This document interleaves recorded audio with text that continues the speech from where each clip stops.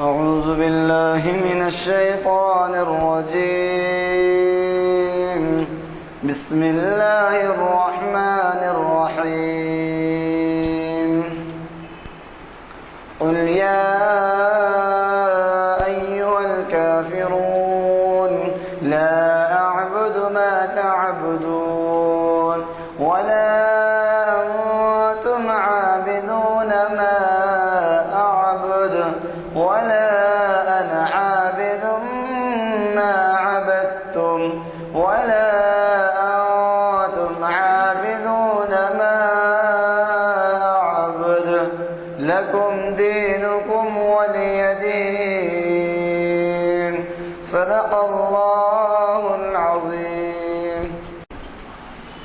حضرات، جیسے کہ ابھی اعلان کیا جا چکا ہے، آج ہمیں شریعت انفارمیشن سروس کی 601ویں نشست میں شرکت کا موقع ہے اور اسے مخاطب فرما رہے ہیں حافظ محمد اسحاق کمال قادری صاحب، جن سے آپ اچھی طرح سے واقف ہیں. یہ 600 نشستیں ہو چکی ہیں. ان نشستوں کا آغاز بھی انہی کے خطاب سے ہوا تھا اور آپ اس سے اندازہ لگائیے کہ 45 نشستیں ایک سال میں ہوتی ہیں، تو 45 نشستوں کے معنی 450 نشستیں 10 سال میں ہو گئی. اور یہ جو ہے اس وقت 600ویں نشست ہے، تو اس لحاظ سے 12-13 سال کا عرصہ ہو گیا اس کا آغاز ہوئے، 13-14 سال ہو گئے. مولانا نے جو ہمیں عنوان دیا ہے شرک کی حقیقت، یہ عنوان اس لیے بھی بہت زیادہ اہم ہے کہ لا الہ الا اللہ کا کلمہ پڑھنے والے اور وحدانیت پہ یقین رکھنے والے کئی ایسے افعال کے مرتکب ہو جاتے ہیں جو وہ تو نہیں سمجھ پاتے یا دیدہ دانستانی حرکت میں آتے، بلکہ ان کے جو حرکات ہوتے ہیں یا ان کے جو افعال ہوتے ہیں، جو ان کے اعمال ہوتے ہیں، عملیات ہوتے ہیں، اس میں جو ہے شرک کا جز بھی شامل ہو جاتا ہے. تو لہٰذا آپ خود اندازہ لگا سکتے ہیں کہ کتنا اہم خطاب ہے، کیونکہ باوجود اس کے کہ آپ کی نیت بھی نہ ہوگی اور آپ نہیں چاہیں گے اور آپ یہ نہیں سمجھیں گے کہ آپ شرک کر رہے ہیں، لیکن آپ کس طرح سے شرک میں مبتلا ہو رہے ہیں وہ بھی جو ہے آپ کے سامنے آئے گی. بات ظاہر ہے کہ عالم دین کے سامنے میں ایسے خیالات کا اظہار تو نہیں کر سکتا. آپ ان کو سماعت کے لیے آئے ہیں اور انہیں سماعت فرمائی ہے. ہماری آج کی اس نشست کا آغاز مسجد اعظہ کے پیش امام حافظ قاری برکت اللہ صاحب کی قرأت کلام پاک سے ہوا اور یہ محفل جامع مسجد عالیہ گن فاؤنڈری کے کانفرنس ہال میں آج بتاریخ 2 نومبر 2015 عیسوی مطابق 19 محرم الحرام 1437 ہجری بروز پیر بعد نماز عصر منعقد ہو رہی ہے جامع مسجد عالیہ کانفرنس ہال. میں مولانا سے گزارش کرتا ہوں کہ وہ شہنشین پر تشریف لائیں اور ہمیں اپنے خطاب سے نوازیں. اللہ وبرکاتہ. اعوذ باللہ السمیع العلیم من الشیطان الرجیم. بسم اللہ الرحمن الرحیم. الحمد للہ رب العالمین وصلی اللہ وسلم علی النبی الامی رحمۃ للعالمین. رب اشرح لی صدری ویسر لی امری واحلل عقدۃ من لسانی یفقهوا قولی. اللہم وفقنا لما تحب وترضى.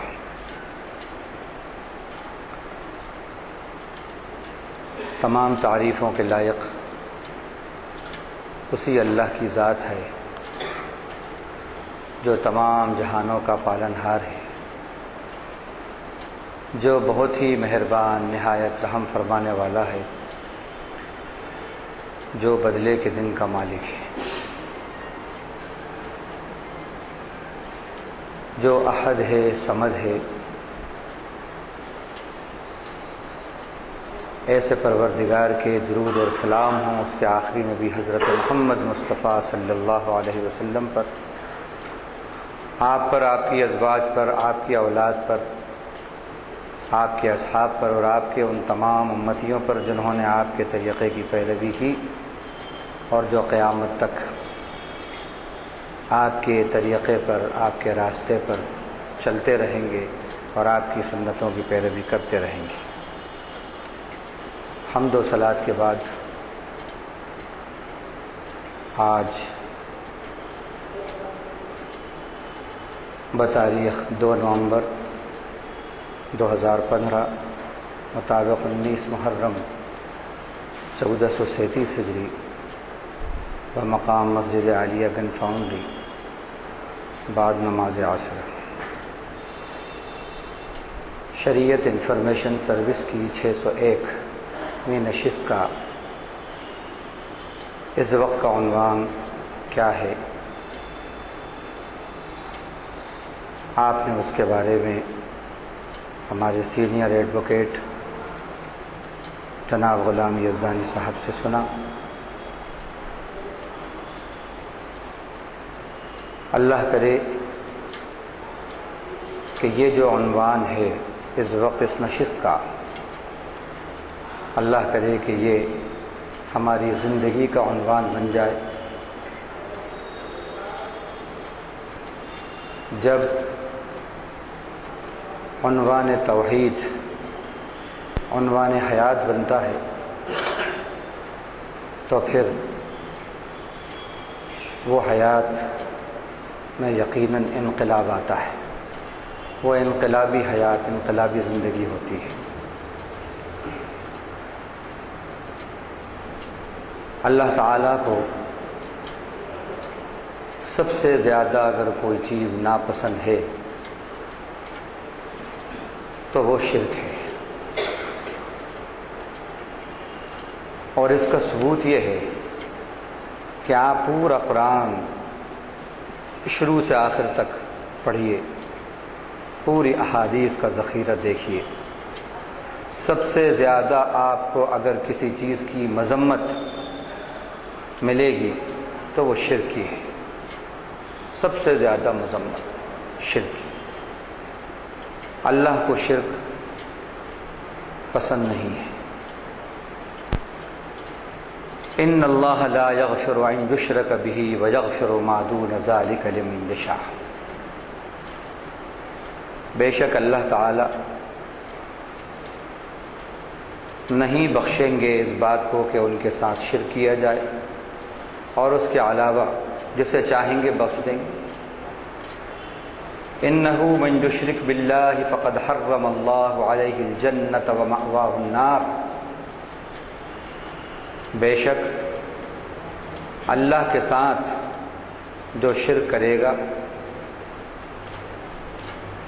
تو اللہ نے اس پر جنت کو حرام کر دیا ہے اور اس کا ٹھکانہ آگ ہے۔ ایک جگہ اللہ تعالیٰ نے فرمایا وَمَن يُشْرِكْ بِاللَّهِ فَكَأَنَّمَا خَرَّ مِنَ السَّمَاءِ فَتَخْطَفُهُ الطَّيْرُ أَوْ تَهْوِي بِهِ الرِّيحُ فِي مَكَانٍ سَحِيقٍ۔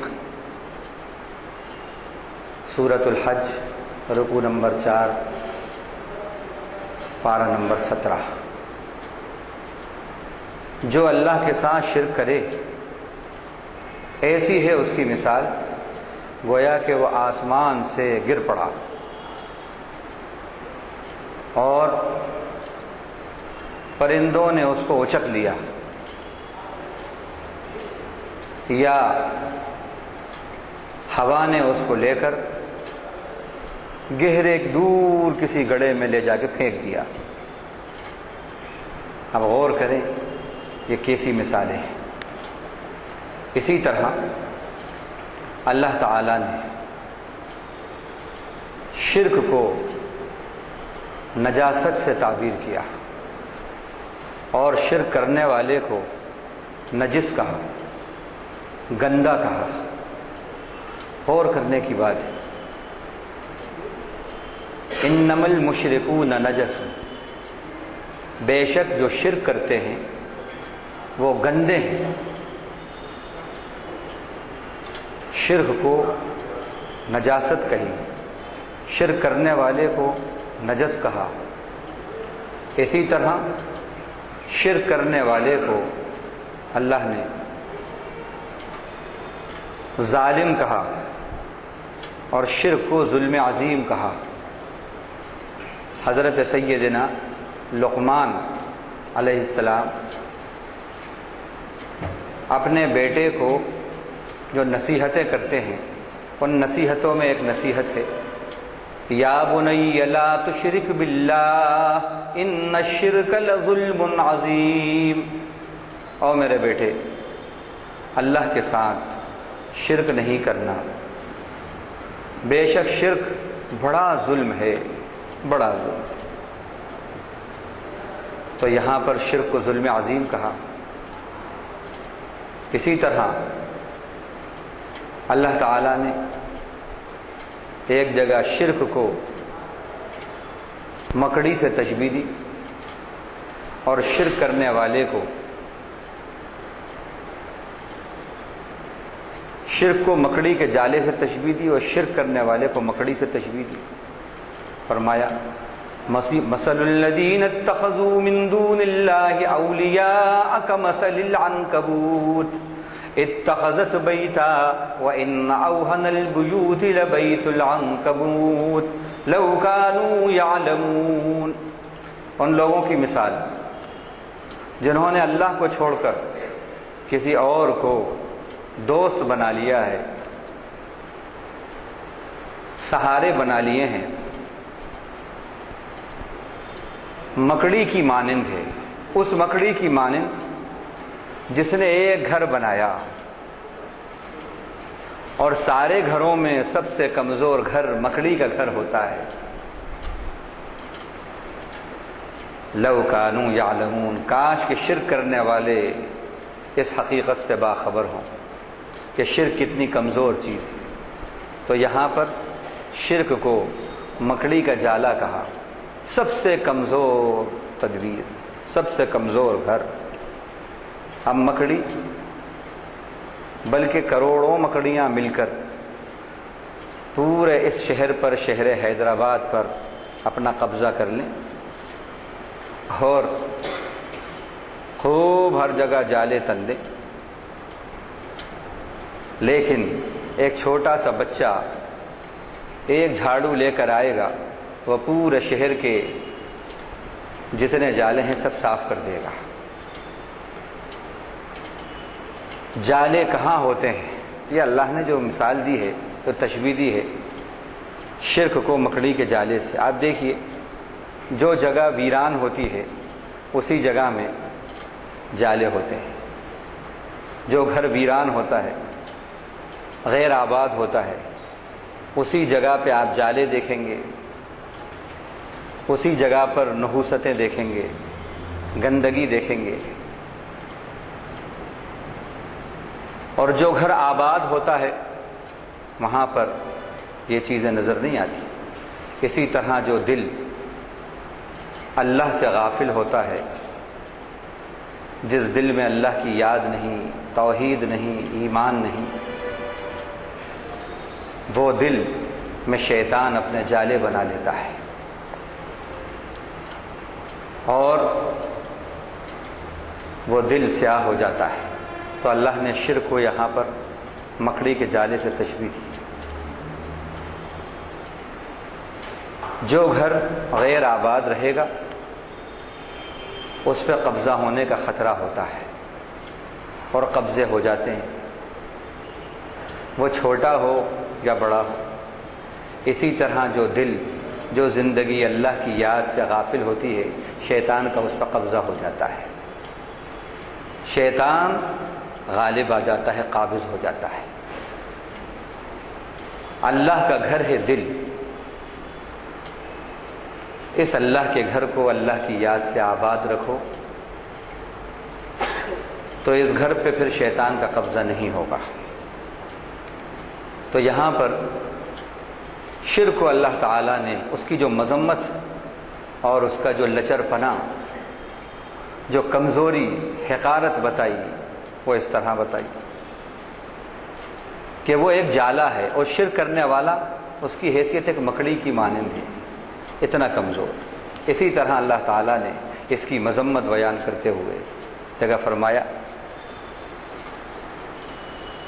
لا يستوي الأعمى والبصير ولا الظلمات ولا النور ولا الظل ولا الحرور وما يستوي الأحياء ولا الأموات إن الله يسمع من يشاء وما أنت بمسمع من في القبور۔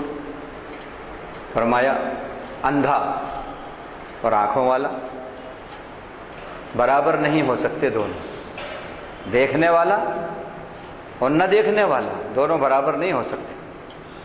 ولا الظلمات ولا النور، تاریکیاں اور اجالا برابر نہیں ہو سکتے۔ ولا الظل ولا الحرور،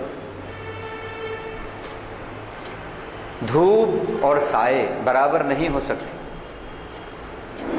وما يستوي الاحیاء ولا الاموات، زندے اور مردے برابر نہیں ہو سکتے۔ دوسری جگہ فرمایا وما يستوي البحران هذا عذب فرات سائغ شرابه وهذا ملح اجاج، دو دریا برابر نہیں ہو سکتے، یہ میٹھے پانی کا دریا ہے ایک، اور یہ کھارے پانی کا دریا ہے دوسرا، دونوں برابر نہیں ہو سکتے۔ اب یہاں غور کرنے کی بات ہے کہ کس کو اللہ تعالیٰ نے اندھا کہا، کس کو آنکھوں والا کہا، کس کو اندھیرا کہا، کس کو اجالا کہا، کس کو دھوپ کہا، کس کو چھاؤں کہا، کس کو زندہ کہا، کس کو مردہ کہا، یہ غور کرنے کی بات ہے۔ تمام مفسرین یہ کہتے ہیں کہ اس میں جو مثالیں بیان کی گئی ہیں وہ مومن اور مشرک کی مثالیں ہیں۔ اللہ کی نظر میں مشرک کی حیثیت اندھے کی ہے، بھلے ہی اس کی آئی سائٹ دنیا کی نظر میں کتنی ہی تیز ہو، لیکن اللہ کی نظر میں اس کی حیثیت عرفی اندھے کی ہے، اور ایمان والا آنکھوں والا ہے، اور مشرک کی حیثیت اللہ کی نظر میں اندھیرے کی ہے، مومن کی حیثیت اجالے کی ہے۔ مشرک کی حیثیت اللہ کی نظر میں مردے کی ہے، اور موحد اور مومن کی حیثیت زندے کی ہے۔ ظاہر ہے پوری دنیا مردوں سے بھر جائے اور پوری دنیا میں صرف ایک ہی زندہ ہو تو وہ سارے مردوں پر ایک بھاری ہے، ایک بھاری ہے۔ تو شرک کرنے والے کو مردہ کہا اور توحید پرست کو، ایمان والے کو اللہ تعالیٰ نے زندہ کہا۔ شرک کرنے والے کو کھارے پانی کا دریا کہا، اور ایمان والے کو میٹھے پانی کا دریا کہا۔ ہم نے دیکھا بامبے کے اندر ماہم کے پاس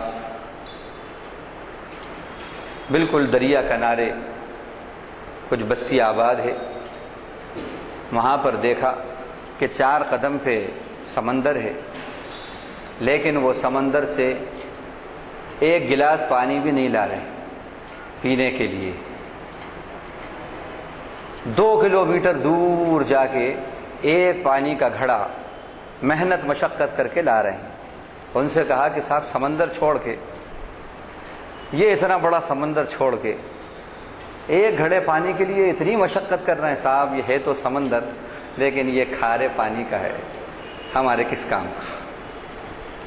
تو معلوم یہ ہوا میٹھے پانی کا ایک گھڑا، میٹھے پانی کا ایک گلاس کھارے پانی کے سمندر پہ بھاری ہے۔ ایک مومن موحد پورے کھارے دریا پر شرک کے دریاؤں پر بھاری ہے، بشرطے کہ وہ اپنے آپ کو سمجھے، اپنی حقیقت کے ہے کیا، وہ ہے کیا۔ اسی طرح اللہ تعالیٰ نے مشرک کو کہا کہ وہ بزدل ہوتا ہے، یہ شرک کی حقیقتیں بتا رہا ہوں۔ فرمایا سنلقی فی قلوب الذین کفروا الرعب بما اشرکوا باللہ ما لم ينزل بہ سلطانا، سورہ آل عمران رکوع نمبر 16 چوتھا پارہ۔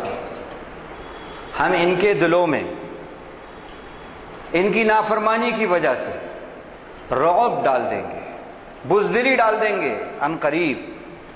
کیوں؟ بما اشرکوا باللہ، کس وجہ سے ڈالیں گے، کس سبب سے ڈالیں گے؟ انہوں نے اللہ کے ساتھ شرک کیا، اللہ کے ساتھ شرک کیا، شریک کیا ان کو ما لم ينزل به سلطانا، جس کی حقیقت اللہ نے، جس کی سند اللہ نے نہیں اتاری تھی، کہ خدا کے مقابلے میں ان کو بھی خدا سمجھو، کوئی سند نہیں تھی اس کی، خدا کے مقابلے میں ان کو بھی زندگی دینے والے سمجھو، کوئی سند نہیں تھی اس کی، خدا کے مقابلے میں ان کو بھی عزت دینے والے سمجھو، کوئی سند نہیں تھی اس کی، خدا کے مقابلے میں بھی ان کو رزاق سمجھو، کوئی سند نہیں تھی اس بات کی، خدا کے مقابلے میں ان کو بگڑی بنانے والے اور سنوارنے والے سمجھو، کوئی سند نہیں تھی اس کی۔ اس شرک کے سبب ان کے دلوں میں بزدلی ڈال دیں گے ہم عنقریب۔ اب یہاں غور کریں کہ مشرک بزدل ہوتا ہے، یہ بات بھی ہمیں یہاں سے معلوم ہے۔ اسی طرح اللہ تعالیٰ نے ایک جگہ شرک کرنے والے کو بد کے ہوئے گدھے سے تعبیر کیا۔ گدھا وہ بھلے ہی کتنا ہی پڑھا لکھا ہو، لیکن اللہ کی نظر میں وہ پڑھا لکھا گدھا ہوگا اگر شرک ہے اس کی زندگی میں۔ میں قرآن کی زبان میں آپ سے کہہ رہا ہوں، اللہ فرماتے ہیں کأنہم حمر مستنفرہ فرت من قصورہ، ان کی مثال یہ شرک کرنے والوں کی ایسی ہے گویا کہ یہ بدکے ہوئے گدھے ہیں۔ جو گدھے بدک جاتے ہیں، ڈرتے ہیں خوف کھا کے، بدک کس سے بدکے، کس سے بدکنے والے گدھے؟ فرت من قصورہ، بڑا بہادر بڑا طاقتور شیر، اس سے گویا کہ یہ بدک کے بھاگ رہے ہیں۔ کس کو کہا یہاں پر بدکے ہوئے گدھے، اور کس کو کہا شیر؟ غور کرنے کی بات ہے، یہ شرک کی حقیقت بتا رہا ہوں۔ اب شرک کیا ہے یہ مزید آگے بات آئے گی۔ جو شرک کر رہا ہے اللہ کی نظر میں اس کی حیثیت عرفی ایک بزدل بھاگتے ہوئے گدھے کی مانند ہے۔ وہ بھلے ہی کتنا ہی بڑا ڈگری ہولڈر ہو، کتنا ہی لائق اور فائق ہو، کتنا ہی بڑا امیر ہو، وزیر ہو، بادشاہ ہو، شہنشاہ ہو، فورسفل ہو، سورسفل ہو، اللہ کی نظر میں اس کی حیثیت ایک بھاگتے ہوئے بزدل بھاگتے ہوئے گدھے کی مانند ہے۔ اور مومن کس کو کہا؟ مومن کی تشبیہ اللہ نے کس سے دی؟ قصورہ، شیر سے تشبیہ دی۔ آپ مجھے بتائیے شیر بشرطے کہ وہ شیر ہو، بشرطے کہ وہ شیر ہو تو پھر خالی اس کی صورت اچھے اچھوں کے اوسان خطا کر دیتی ہے۔ شرط یہ ہے کہ وہ شیر ہو، وہ مٹی کا شیر نہ ہو۔ یہاں ایک مٹی کا شیر ایک محلے کا نام ہے اور وہاں مٹی کا شیر ہے، ہاتھ رکھ کے لوگ فوٹو کھنچواتے ہیں۔ پارکوں میں بھی مٹی کا شیر ہوتا ہے، ہاتھ رکھ کے بچے فوٹو کھنچواتے ہیں۔ نہیں، ہم معاف کیجیے، آج کل ہم اس وقت کا مسلمان مٹی کا شیر بنا ہوا ہے، مٹی کا شیر۔ اب وہ مٹی کا شیر ہے، مکھی بھی نہیں بھگا سکتا، مٹی کا شیر مکھی بھی نہیں بھگا سکتا۔ تو اللہ تعالیٰ نے یہاں پر کس کو شیر کہا اور کس کو گدھا کہا، یہ غور کرنے کی بات ہے۔ اسی طرح اسلام وہ مذہب ہے جس نے کہا کہ مومن جو ہوتا ہے وہ بہت غور و فکر کی زندگی گزارتا ہے، جو مشرک اور کافر ہوتا ہے اس کو تشبیہ دی کہ وہ جیسا کہ نیند میں ایک آدمی سو رہا ہے۔ اللہ تعالیٰ نے ایک جگہ فرمایا کہ اللہ یتوفی الانفس حین موتها والتی لم تمت فی منامها، اللہ وفات دے دیتے ہیں ان جانوں کو جب ان کی موت کا وقت آتا ہے، اور ان کو بھی لے لیتے ہیں جب وہ نیند میں ہوتی ہے۔ تو معلوم ہوا کہ نیند کو بھی ڈیتھ کہا، منی ڈیتھ ہے نیند، اور مردے کو بھی مردہ کہا، اور ایک سونے والے کو بھی مردہ کہا۔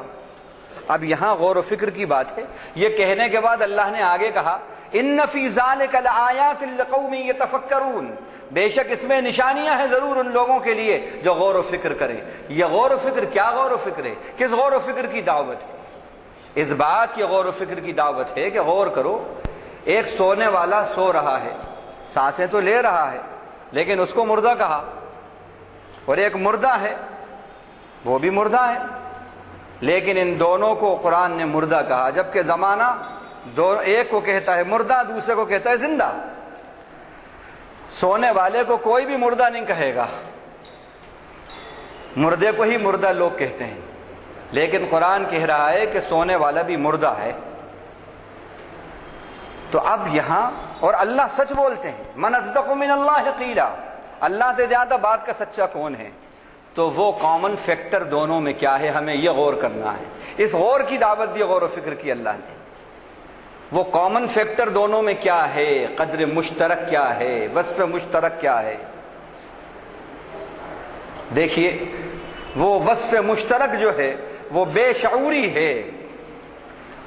مردہ بھی بے شعور ہوتا ہے، اس کو گالی دو یا اس کی تعریف کرو کچھ فرق پڑنے والا نہیں ہے، کچھ اثر قبول نہیں کرے گا۔ نہ گالی کا اثر قبول کرتا، نہ پھولوں کا اثر قبول کرتا۔ یہی حال اس سونے والے کا ہوتا ہے جو گہری نیند میں سو رہا ہے، اس کا حال بھی ایسے ہی۔ اس کو آپ گالیاں دو یا اس کی تعریف کرو، کچھ فرق نہیں پڑتا۔ معلوم ہوا یہ فرق جو کیا ہے قرآن نے، یہ کامن فیکٹر جو ہے دونوں میں، قدر مشترک جو ہے وہ کیا ہے، وہ بے شعوری ہے۔ تو معلوم یہ ہوا کہ قرآن ایک مومن کو، ایک موحد کو، ایک ایمان والے کو، ایک باشعور کو زندہ کہہ رہا ہے، اور شرک کرنے والے کو، بے شعور کو مردہ کہہ رہا ہے۔ اسلام وہ مذہب ہے جو شعور کو زندگی کہتا ہے، بے شعوری کو موت کہتا ہے۔ آج ہم شرک میں مبتلا ہیں، بے شعوری میں زندگی ہماری گزر رہی ہے۔ تو مٹی کے شیر بنے ہوئے ہیں ہم، مٹی کے شیر۔ اور اسی طرح اللہ تعالیٰ نے ایک جگہ شرک کرنے والے کی مثال مچھر سے دی ہے، مچھر سے دی ہے، بعوضہ، کہ یہ جو شرک کر رہے ہیں ان کی مثال ایک مچھر، اور اس سے بھی حقیر ترین شے مچھر کے برابر ہے۔ اب آپ غور کریں، اگر جاگ رہا ہے کوئی شخص تو وہ جاگتے میں شیر کا بھی شکار کر سکتا ہے، اور نہیں شیر کو بھگا سکتا ہے، کم سے کم بھگا نہیں سکتا تو بھاگ تو سکتا ہے، بس شرط یہ ہے کہ جاگ رہا ہو۔ اور اگر سو رہا ہے تو ایک مچھر بھی نہیں بھگا سکتا۔ جب مچھر کاٹ لے گا تو کھجائے گا ضرور، کاٹنے کے بعد ادھر ادھر ہاتھ کرے گا۔ مچھر کو معلوم ہے کہ یہ سو رہا ہے، میرا کوئی نقصان ہونے والا نہیں ہے، ادھر سے کاٹا، اٹھا، پھر دوسری جگہ بیٹھ گیا، اپنی حرکت جاری، کیونکہ اسے معلوم ہے یہ تو غافل ہے، اس لیے دل بھر کے آج خوب کھانا کھاؤ اور اس کو تختہ مشق بناؤ۔ ہمارا حال بھی کچھ ایسا ہی ہے، ہم غفلتوں میں ہیں اور ہمیں مچھر ہے کہ کاٹے جا رہے ہیں، اور انہیں معلوم ہے کہ یہ کچھ نہیں کر سکتے، ہمارا کوئی نقصان نہیں ہو سکتا۔ اللہ کے بندوں، شرک سے بیدار ہو، ایمان اور توحید اپنے اندر پیدا کرو، انقلاب لاؤ اپنی زندگیوں میں، اور مٹی کے نہیں، کاغذ کے نہیں، پیتل کے نہیں، سونے کے نہیں، چاندی کے نہیں، اللہ کے شیر بن جاؤ۔ اقبال نے کہا تھا اللہ کے شیروں کو آتی نہیں رو بھائی۔ اقبال نے جس کو اللہ کا شیر کہا کس وجہ سے کہا؟ ایمان والے کو اللہ کا شیر کہا۔ یہ اللہ کی نظر میں مشرک کی حیثیت عرفی ہے اور شرک کی حیثیت عرفی تھی۔ اب شرک کے لغوی معنی شرکا یشرکو، باب سمع یسمع، شرکتن و شرکن کے معنی آتے ہیں شریک ہونا، اور اشرک یشرک و اشراک باب افعال سے اس کے معنی ہے شریک ٹھہرانا۔ اشرکو باللہ، انہوں نے اللہ کے ساتھ شریک ٹھہرایا، یہ معنی ہے۔ ابھی حقیقت کی طرف آ رہا ہوں۔ تو شریک ہونا، شریک ٹھہرانا، نہ اللہ کی ذات میں شریک ہونا، نہ اللہ کی ذات میں کسی کو شریک ٹھہرانا، نہ شرکت نہ مشارکت، نہ شرکت نہ مشارکت۔ تو یہ اس کے لغوی معنی ہے۔ اصطلاحی معنی کیا ہے؟ اللہ کی ذات میں، اللہ کی صفات میں، اللہ کی عبادات میں کسی کو شریک کرنا، اس کا نام شرک ہے۔ اب شرک کی تین قسمیں ہیں: شرک فی الذات، شرک فی الصفات، شرک فی العبادہ۔ ذات کا شرک، عبادت کا شرک، صفات کا شرک۔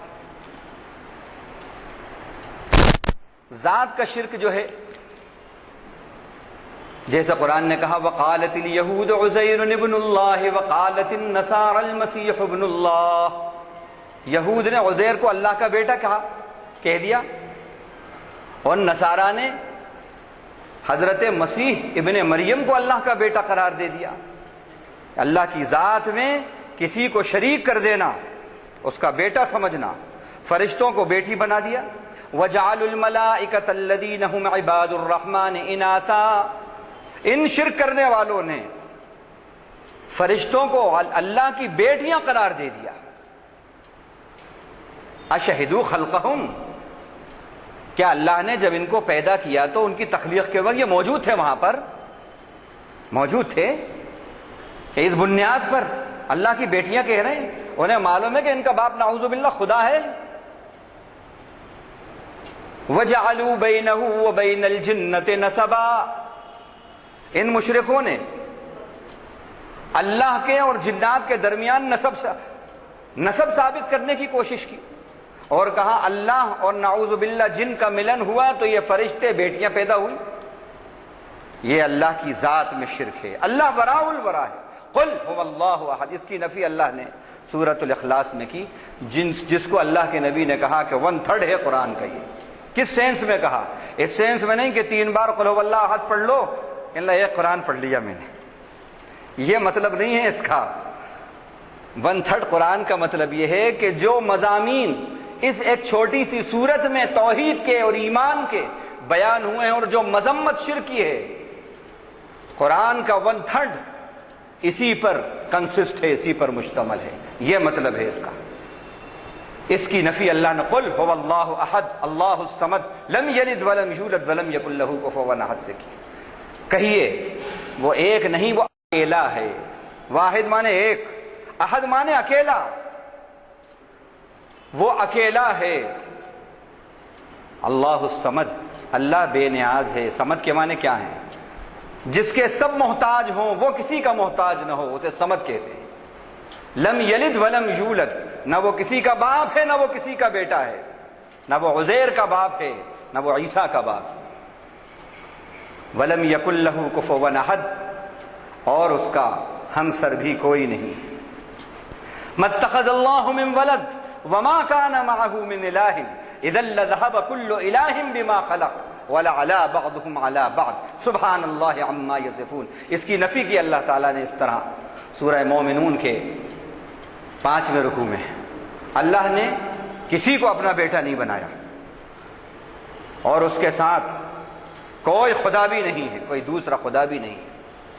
اگر ایسا ہوتا, کیا دلیل دی ہے اللہ نے, اذا لذهب كل اله بما خلق, پھر یہ ہوتا کہ ہر خدا اپنی کریچرز کو, کریشنز کے ساتھ اپنی اپنی ایک کنگڈم بناتا اور ایک دوسرے سے لڑتے اور ایک دوسرے کے درمیان پھر جنگیں چلتی. وَلَعَلَىٰ بَعْضُهُمْ عَلَىٰ بَعْضٍ سُبْحَانَ اللَّهِ عَمَّا يَصِفُونَ. اللہ کی ذات پاک ہے ان تمام شرکیہ باتوں سے جس کو یہ بیان کر رہے ہیں. اس کی نفی اللہ تعالیٰ نے اس میں کی. لَوْ أَرَادَ اللَّهُ أَن يَتَّخِذَ وَلَدًا لَّاصْطَفَىٰ مِمَّا يَخْلُقُ مَا يَشَاءُ سُبْحَانَهُ. اگر اللہ چاہتے تو اپنا بیٹا اپنی مخلوق میں سے کسی کو بنا سکتے تھے, چن لیتے, لیکن ایسا نہیں ہے, ایسا نہیں ہے. پھر اللہ تعالیٰ نے فرمایا وَلَهُ الْمَثَلُ الْأَعْلَىٰ فِي السَّمَاوَاتِ وَالْأَرْضِ. اس کی مثال سب سے بلند ہے زمین اور آسمان میں. لَيْسَ كَمِثْلِهِ شَيْءٌ, اس کی طرح بھی کوئی نہیں ہے, نہ ذات میں نہ صفات میں. وَلَمْ يَكُن لَّهُ كُفُوًا أَحَدٌ, اس کا ہمسر, اس کا پیرالل بھی کوئی نہیں ہے. نہ عطا میں, نہ زندگی دینے میں, نہ زندگی لینے میں, نہ عزت دینے میں, نہ عزت لینے میں, نہ اندھیرے دینے میں, نہ اندھیرے لینے میں, اس کی طرح بھی کوئی نہیں ہے. الحمدللہ الذی لم یتخذ ولدا ولم یکن له شریک فی الملک ولم یکن له ولی من الذل وکبرہ تکبیرا. سورہ بنی اسرائیل کی آخری آیت, 15ویں پارے کے 12ویں رکوع کی آخری آیت. تمام تعریفیں اس اللہ کے لیے ہیں جس نے لم یتخذ ولدا, جس نے کسی کو بیٹا نہیں بنایا, کوئی اس کے اولاد نہیں. ولم یکن له شریک فی الملک, اور بادشاہت میں بھی کوئی اس کا شریک نہیں ہے, بادشاہت میں بھی شریک نہیں ہے. من الذل, کمزوری کی وجہ سے. دنیا میں ایسا ہوتا ہے کہ سو کارڈ سپر پاور ہیں, لیکن ڈر لگ رہا ہے کہ جب رشا نے بمبارڈمنٹ کر کے اپنی نیوکلیئر انرجی کا ڈیمانسٹریشن کر دیا تو اب بہت گھبرا رہے ہیں, بہت سوچ سمجھ کے قدم اٹھا رہے ہیں. قریب قریب ہیلی کاپٹر آ گئے ہیں, ٹکرانے کے بھی قریب ہو گئے ہیں, لیکن پھر بھی یہ ہے نہیں ہم آپس میں بیٹھ کر انڈرسٹینڈنگ سمجھوتا کر لیں گے. جو کمزور ہوتا ہے اسی کو الائز کی ضرورت ہوتی ہے, اسی کو سہاروں کی ضرورت ہوتی ہے, اسی کو اولاد کی ضرورت ہوتی ہے. جو فانی ہے اس کو اولاد کی ضرورت ہے, جس کو بڑھاپا ہے اس کو اولاد کی ضرورت ہے, جس کو فنا ہے اس کو اولاد کی ضرورت ہے. رب ذو الجلال کل من علیہا فان ویبقى وجہ ربک ذو الجلال والاکرام. روح زمین پر جتنی چیزیں ہیں سب کو فنا ہیں, اور باقی رہنے والی ذات آپ کے رب کی ہے. تو اس کو ضرورت نہیں ہے کسی بیٹے کی اور کسی بیوی کی, اس کو ضرورت نہیں ہے. نہ اس نے کسی کو اپنی صاحبہ, اپنی بیوی بنایا, نہ کسی کو بیٹا بنایا, اولاد بنایا. تو ذات کے اندر بھی خدا احد ہے. دوسری قسم اللہ کی صفات میں شرک ہے. اللہ کی صفات کا شرک کیا ہے؟ اللہ کی صفات میں اللہم مالک الملک تؤتی الملک من تشاء وتنزع الملک ممن تشاء وتعز من تشاء وتذل من تشاء بیدک الخیر انک علی کل شیء قدیر تولج اللیل فی النہار وتولج النہار فی اللیل وتخرج الحی من المیت وتخرج المیت من الحی وترزق من تشاء بغیر حساب. یہ اللہ کی صفات ہیں. بادشاہت, لینا اور دینا اس کی صفت, بادشاہت کا لینا اور دینا اس کی صفت, عزت کا دینا اور ذلت کا دینا اس کی صفت, بھلائیوں کا دینا اس کی صفت, اندھیرے سے اجالے, اجالے سے اندھیرے نکالنا اس کی صفت, زندگی سے موت, موت سے زندگی دینا اس کی صفت, رزق بے پناہ خزانے دینا اس کی صفت۔ للہ ملک السماوات والارض یخلق ما یشاء یہب لمن یشاء اناثا ویہب لمن یشاء الذکور۔ آسمان و زمین کی بادشاہت اللہ کی ہے، جو چاہتا ہے پیدا کرتا ہے۔ یہب لمن یشاء اناثا ویہب لمن یشاء الذکور، جسے چاہتا ہے لڑکیاں دیتا ہے، جسے چاہتا ہے لڑکے دیتا ہے۔ اور یزوجہم ذکرانا و اناثا، جسے چاہتا ہے لڑکے اور لڑکیاں دونوں دیتا ہے۔ ویجعل من یشاء عقیما، جسے چاہتا ہے بے اولاد رکھتا ہے۔ یہ سب ڈپارٹمنٹ اللہ کے ہیں، یہ اللہ کی صفات ہیں۔ اب اس اللہ کی صفات میں بندوں کو شریک کر لینا کہ عزت فلاں کے ہاتھ میں ہے، گنڈے کے ہاتھ میں ہے، ڈنڈے کے ہاتھ میں ہے، جھنڈے کے ہاتھ میں ہے، بندے کے ہاتھ میں ہے، یہ تصور کرنا۔ ذلت فلاں کے ہاتھ میں، اولاد اس کے ہاتھ میں ہے، میری کرسی فلاں کے ہاتھ میں ہے، اولاد کا دینا فلاں کے ہاتھ میں، نہ دینا فلاں کے ہاتھ میں، لے لینا فلاں کے ہاتھ میں، زندگی اور موت کسی اور ذریعے کے اندر ہے۔ یہ اللہ کی صفات میں شرک ہے۔ اللہ صفات میں بھی موحد ہیں، یکتا ہیں، ذات میں بھی یکتا ہیں۔ نہ شرک کا نہ صفات میں شرک ہو، نہ ذات میں شرک ہو۔ اب یہاں ایک بات میں آپ کو بتا دوں، تیسری بات بتانے کے بعد میں وضاحت کروں گا۔ تیسری قسم شرک کی جو ہے وہ عبادات کی ہے، وہ عبادت کی قسم ہے۔ لا الہ الا اللہ جو کلمہ ہم پڑھتے ہیں، اس کا جو پہلا جز ہے لا الہ الا اللہ، یہ کیا ہے؟ اس ضمن میں آپ کو بتا دوں، توحید کی 3 قسمیں ہیں: توحید ربوبیت، توحید الوہیت اور توحید اسماء اور صفات۔ توحید ربوبیت کسے کہتے ہیں؟ کہ قل من رب السماوات السبع ورب العرش العظیم، آسمان اور زمین کا پالن ہار، رزق کا دینے والا، عزتوں کا دینے والا، اندھیرے اجالوں کا دینے والا، حاکم، زندگی اور موت کا دینے والا، زمین اور آسمان کا پروردگار، سب اللہ کی ذات گرامی ہے۔ کائنات کی پوری تدبیر وہ کر رہا ہے۔ یدبر الامر من السماء الى الارض، زمین سے لے کے آسمان تک کی ساری تدبیریں وہی کر رہا ہے۔ هو الرزاق ذو القوة المتین، وہی خوب رزق دینے والا ہے، بڑی طاقتوں والا ہے۔ ان اللہ هو الرزاق ذو القوة المتین، یہ سب ربوبیت میں آتا ہے۔ ہواؤں کا چلانے والا، زمین سے سبزہ اور اناج کا دینے والا، غذاؤں کا دینے والا، آکسیجن کا دینے والا، یہ سب رب ذوالجلال کرنے والا ہے۔ یہ ربوبیت ہے۔ اور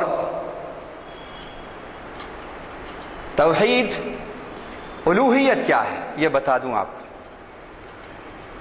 جب اللہ تعالی رب ہیں، کائنات کے رب ہیں، پالن ہار ہیں، مدبر کائنات ہیں، زندگی اور موت کے دینے والے ہیں، رزق کے دینے والے ہیں، تو جو خالق ہے وہی معبود ہو سکتا ہے۔ مخلوق معبود نہیں ہو سکتی، خالق ہی معبود ہو سکتا ہے۔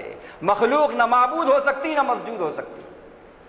اب جو مساوات ہے وہ سن لیں آپ، کیونکہ اب آخری اس میں مرحلے میں یہ چل رہا ہے۔ حقیقت شرک میں ایک بات سمجھ لیں، قیامت کا منظر ہے۔ سورہ شعراء کی یہ 5ویں رکوع کی آیت ہے۔ اللہ تعالیٰ نے قیامت کا منظر بیان کیا، تمام جن اور انس سب وہاں پر موجود ہیں۔ کہا جا رہا ہے فَكُبْكِبُوا فِيهَا هُمْ وَالْغَاوُونَ، اوندھے منہ مشرکوں کو جہنم میں پھینک دیا جائے گا، والغاوون، اور سرکشوں کو بھی ڈال دیا جائے گا، وجنود ابلیس اجمعون، اور ابلیس کے لشکروں کو بھی جہنم میں اوندھے منہ پھینک دیا جائے گا۔ قالوا وهم فيها يختصمون، اب جب یہ جہنم میں چلے جائیں گے، جہنم میں چلے جائیں گے، تو پھر وہاں پر اب ان میں شرک کرنے والوں میں اور شریکوں میں اور مشرکوں میں دونوں میں جھگڑا ہوگا، شرکاء میں۔ جن کو یہ اپنا معبود سمجھتے تھے، اپنا بھگوان اور اپنا خدا سمجھتے تھے، ان میں اور ان کے بھگتوں میں، ان کے چیلوں میں اب یہ جھگڑا ہوگا دونوں میں، شریک اور شرکا، شرک کرنے والوں میں اور جن کے ساتھ شرک کیا جاتا تھا معبود، ان دونوں میں جھگڑا ہوگا۔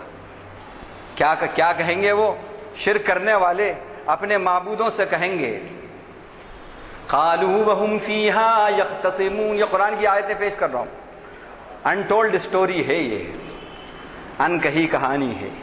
قالوا وهم فيها يختصمون، وہ جہنم میں ہوں گے اس حال میں کہ وہ جھگڑ رہے ہوں گے ایک دوسرے سے، اور کیا کہیں گے، تاللہ ان کنا لفی ضلال مبین، خدا کی قسم ہم تو کھلی گمراہی میں تھے کہ ہم نے یہ کیا کیا۔ اب اس کے بعد جو جملہ کہیں گے وہ سنیے، اذ نسویکم برب العالمین، ہم نے تم کو ایکول کر دیا تھا، برابر قرار دے دیا تھا، مساوی قرار دے دیا تھا رب العالمین کے، دنیا میں ہم رب العالمین کے تم کو مساوی قرار دیتے تھے۔ یہ ہے شرک کی حقیقت کہ مخلوق کو خالق کے مساوی قرار دینا، مخلوق کو خالق کے مساوی قرار دینا، جو ڈپارٹمنٹ اللہ کے ہیں اللہ کی جگہ عبداللہ کو بٹھا دینا، خالق کی جگہ مخلوق کو بٹھا دینا، مسجود کی جگہ ساجد کو بٹھا دینا، یہ ہے مساوات کہ ہم نے تم کو رب العالمین کے مساوی کر دیا تھا۔ یہی بات اللہ تعالیٰ نے سورہ سبا کے چوتھے رکوع میں اس طرح بیان کی، وہاں جھگڑا بتایا، قال الذين استكبروا للذين استضعفوا ونحن صددناكم عن الهدى بعد اذ جاءكم بل كنتم مجرمين، جو متکبر تھے اور جو ان کے فالوورز تھے، شرک کرنے والے لیڈر اور شرک کرنے والے فالوورز اور شرک کرانے والے لیڈر، یہ دونوں وہاں ایک دوسرے کو کوسیں گے، تم نہ ہوتے، لولا انتم لکننا مومنین، تم نہ ہوتے تو ہم تو مومن ہو جاتے، شرک کرتے ہی نہیں۔ وہ کہیں گے کہ ہم نے تم کو ہاتھ پکڑا تھا۔ پھر یہ کمزور کہیں گے گھمنڈیوں سے، قال الذین استضعفوا للذین استکبروا بل مکر اللیل والنہار اذ تأمروننا، دن رات تدبیریں کرتے تھے، جلسے کرتے تھے، اور جب الیکشن قریب آتا تھا تو خوب شرک کو اپنے کرسی حاصل کرنے کا خوب ذریعہ بناتے تھے، اخلاق کو مروا دیتے تھے، صرف جھوٹی افواہ پر یہ سب کرتے تھے، شرک کی بنیاد پر کرسیاں حاصل کرتے تھے اور پولرائزیشن کرتے تھے، یہ سب کرتے تھے۔ وہ کمزور کہیں گے متکبرین سے، دن رات تم ہمارے لیے چالیں چل کے ہمیں متحد کرتے تھے اور ہمیں اکساتے تھے کہ ہم ایسا کریں، ان نکفر باللہ، ہم اللہ کے ساتھ نافرمانی کریں، وَنَجْعَلَ لَهُ أَنْدَادًا، اور ہم اللہ کے ساتھ شرک کریں، ہم اس کے شریک ٹھہرائیں، ان کو مانیں ان کو مانیں ان کو مانیں، وہ سمجھیں کہ یہ بھی خدا ہیں، یہ بھی خدا ہیں، یہ بھی خدا ہیں، یہ تمہاری وجہ سے ایسا ہوا، تم نہ ہوتے تو ہم آج مومن ہوتے، ہم شرک نہ کرتے۔ ہوش میں آ جائیں، فالوورز بھی ہوش میں آ جائیں، لیڈرز بھی ہوش میں آ جائیں کہ کس نے کیسا لیڈر بنایا ہے۔ اب آج دیکھیے جو مساوات تھی مشرکین مکہ کی، وہ بتا دوں، مشرکین مکہ کا شرک اور ہمارا شرک کتنا مشابہ ہے، میں بتاتا ہوں آپ کو۔ اللہ تعالیٰ نے کہا قل من رب السماوات السبع ورب العرش العظیم، اے محمد صلی اللہ علیہ وسلم ذرا ان سے سوال کرو، پوچھو، آج ساتوں آسمانوں کا پروردگار اور عرش عظیم کا پروردگار کون ہے؟ سیقولون للہ، کہیں گے اللہ۔ اچھا پھر ان سے پوچھو، قل من بیدہ ملکوت کل شیء وہو یجیر ولا یجار علیہ ان کنتم تعلمون، سیقولون للہ، کون ہے جو ذرے ذرے کا اختیار رکھتا ہے، مختار کل ہے، کون ہے جو مختار کل ہے اور وہ سب کو پناہ دیتا ہے، اس کے مقابلے میں کسی کو پناہ نہیں دی جا سکتی؟ تو یہ عنقریب کہیں گے کہ سارا اختیار اللہ کو ہے، سارا اختیار اللہ کو۔ پھر ان سے پوچھئے هو الذی ذرأکم فی الارض والیہ تحشرون وهو الذی یحیی ویمیت ولہ اختلاف اللیل والنہار افلا تعقلون قل من یرزقکم من السماء والارض، آسمان زمین سے رزق تمہیں کون دیتا ہے؟ من یدبر الامر من السماء الى الارض، زمین سے لے کے آسمان تک، آسمان سے لے کے یہ ساری مینجمنٹ ارینجمنٹ کون کر رہا ہے؟ سیقولون للہ، کہیں گے کہ اللہ، کہیں گے اللہ۔ اب آپ غور کریں، مشرکین مکہ بھی اللہ کو مدبر کائنات سمجھتے تھے، وہ بھی اللہ کو خالق سمجھتے تھے، اللہ کو رزق دینے والا سمجھتے تھے، اللہ کو ساتوں آسمانوں کا رب سمجھتے تھے، عرش عظیم کا پروردگار سمجھتے تھے، زندگی دینے والا موت دینے والا سمجھتے تھے۔ یہ قرآن کہہ رہا ہے، قرآن کی گواہی ہے، وہ یہ سب سمجھتے تھے، اور یہ سمجھتے تھے کہ مختار کل ذرے ذرے پہ، ہر چیز پہ اسی کا اختیار ہے، یہ سب سمجھتے تھے۔ لیکن اس کے باوجود اللہ نے ان کو کیا کہا؟ مشرک کہا۔ کیوں کہا؟ سنیے، سورہ یوسف رکوع نمبر 12 میں اللہ فرماتے ہیں وَكَأَيٍّ مِّنْ آيَةٍ فِي السَّمَاوَاتِ وَالْأَرْضِ يَمُرُّونَ عَلَيْهَا وَهُمْ عَنْهَا مُعْرِضُونَ وَمَا يُؤْمِنُ أَكْثَرُهُم بِاللَّهِ إِلَّا وَهُم مُشْرِكُونَ۔ آسمان و زمین پہ کتنی نشانیاں ہیں ہماری قدرت کی بکھری ہوئی، جو اس پہ سے یہ گزر جاتے ہیں، اور ان کی اکثریت ایمان نہیں لاتی مگر شرک کی ملاوٹ کے ساتھ۔ معلوم ہوا کہ مشرکین مکہ کو بھی اللہ نے کہا کہ مومن تھے، لیکن کیسے؟ مشرک مومن، شرک کی ملاوٹ والے۔ آج ہمارا کیا حال ہے؟ مشرکین مکہ اللہ کو مدبر کہتے تھے، سمجھتے نہیں تھے، مانتے نہیں تھے۔ ہم بھی اللہ کو مدبر کہتے ہیں لیکن سمجھتے نہیں ہیں۔ اللہ کو وہ بھی رزاق کہتے تھے، ہم بھی کہتے ہیں لیکن مانتے نہیں ہیں۔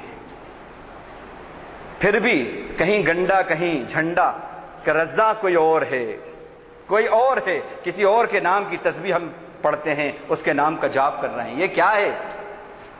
کسی بھی مسلمان سے پوچھو رزاق کون؟ کہے گا اللہ۔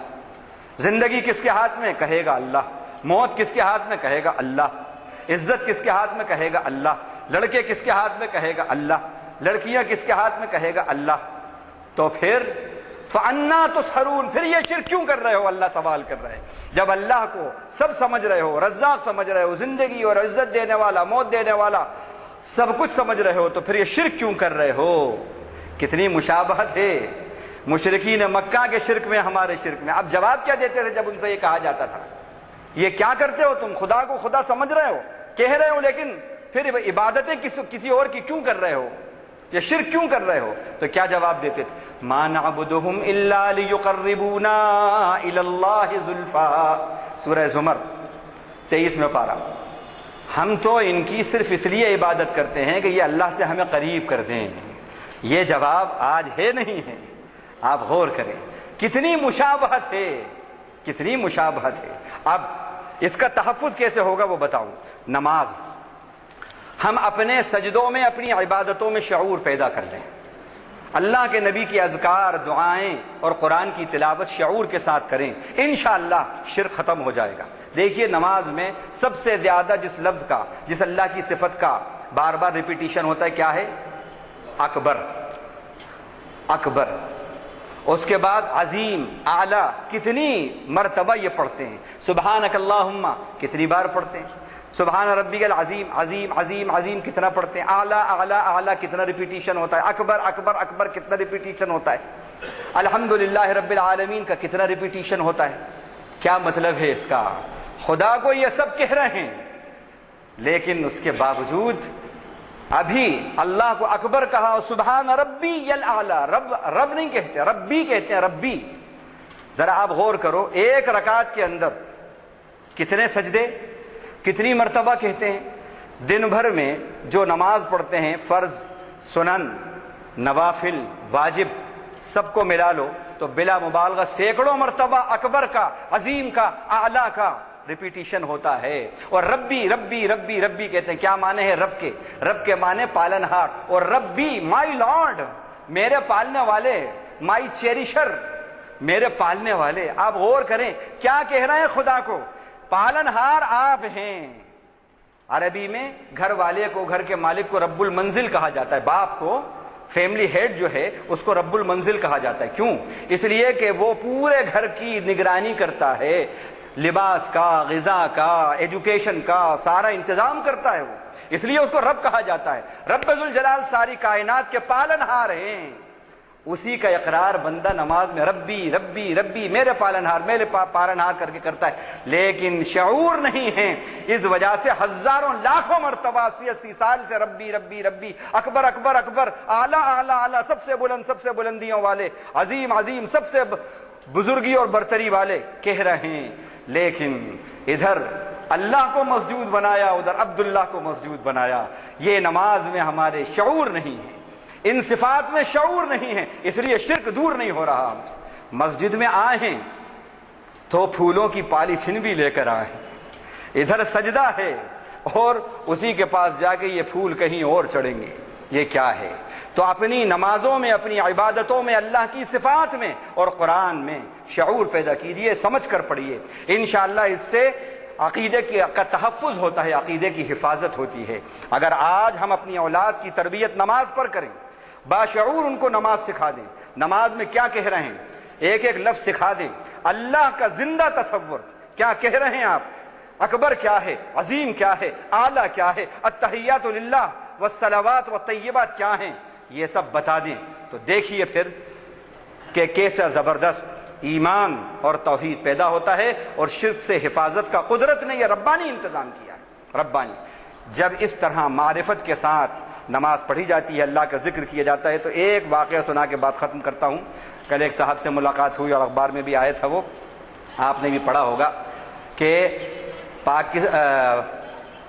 امریکہ کا ایک فوجی، امریکہ کی گورنمنٹ بھیجتی ہے پاکستان، وہاں پر جو پہاڑ ہیں ان بلند پہاڑوں کے اوپر اس کو کچھ ریسرچ کرنا، اس کے لیے بھیجتی ہے، تو یہاں کا ایک میجر، پاکستان کی فوج کا ایک میجر اس کو ساتھ کر دیا جاتا ہے، یہ جاتا ہے بلند جو پہاڑ تھا کئی سو فٹ کے اوپر، وہاں پر پہنچتا ہے، تو وہاں پر راڈار ان کے کام نہیں کر رہے تھے۔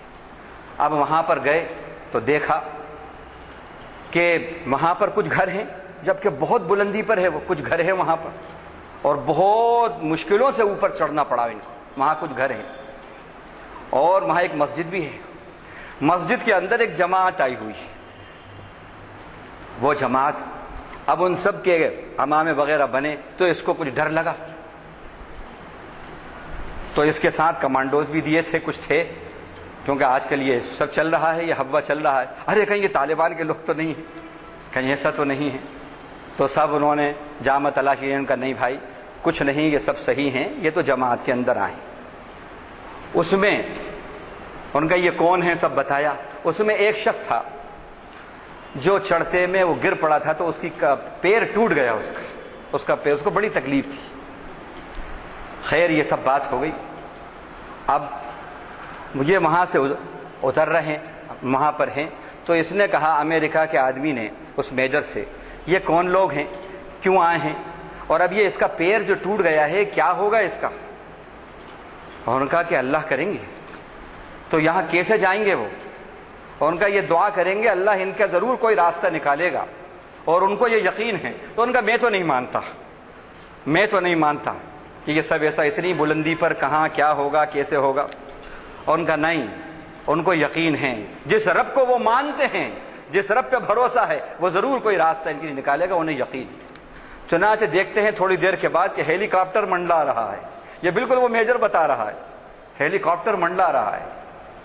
اب انہوں نے جلدی سے کمانڈوز جو ان کے تھے انہوں نے سب دکھایا، ان کا نہیں بھائی کوئی یہ غلط نہیں ہے، یہ میں میجر ہوں، فلاں ہوں، کہ ٹھیک ہے۔ ان کو دیکھا کہ یہ کہیں طالبان کے لوگ تو نہیں ہیں، ہمیں سگنل ملے کہ ہمارا آدمی، دیکھیے امریکہ میں وہاں پر ان کا آدمی یہاں پر ہے، وہاں پر اس کے دماغ میں جو گھبراہٹ پیدا ہوئی طالبان کی، وہ سمجھ کے کہ طالبان ہیں، اس سے کچھ سگنلز کچھ پہنچے، اتنی ان کی سینسٹیو ہے وہاں سے وہ راڈار کے اوپر، وہاں سے انہوں نے فوراً وہاں ہیلی کاپٹر کو بھیجا کہ دیکھو ہمارا آدمی ایسا لگ رہا ہے کہ کچھ لوگ ہیں اور اس کے خطرے میں ہیں، تو وہاں پر وہ آیا، اور پھر انہوں نے ان سب کو دیکھا، ان کا نہیں ٹھیک ہے، یہ کوئی نہیں ہے، یہ تو یہی کے سب لوگ ہیں، جماعت والے ہیں، سب کو اس کے اندر انہوں نے بٹھا لیا۔ وہ جو لنگڑا آدمی تھا اس کو بھی جہاز میں بٹھا لیا، یہ سب چلے گئے، یہ سب چلے گئے۔ اس کے بعد 2-3 دن کے بعد ملاقات ہوئی میجر کی اس سے، تو اس نے پوچھا، یہ جہاز میں نہیں گیا، یہ پیدل پیدل آیا، تو اس نے پوچھا کیا ہوا اس لنگڑے آدمی کا؟ اس نے کہا کہ ان سب کو تو تحقیق ہو گئی، مرکز میں سب کے نام تھے، یہ کوئی غلط نہیں ہے، یہ سب واقعی اللہ والے جماعت والے تھے، اور وہ اس کا بہترین ہاسپٹل میں علاج ہو رہا ہے، وہ اچھا ہو گیا۔